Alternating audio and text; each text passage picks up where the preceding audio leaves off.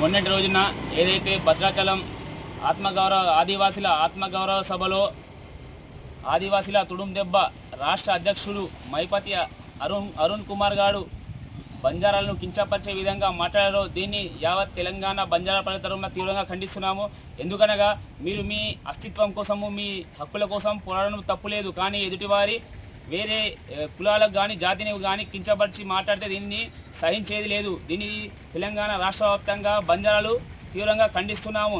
ఎందుకంటే మేము 6-7% ఉన్న రిజర్వేషన్ని మాకు సరిపడతలేదని 10% పెంచాలని గవర్నమెంట్తో అనేక ఉద్యమాలు చేశాము. కానీ మీరు ఉన్న రిజర్వేషన్ని వర్గీకరణ కాకుండా మేము ఎస్టీలమే కాదని మీరు ఇలా దుర్భాషలాడడం సమంజసం కాదు.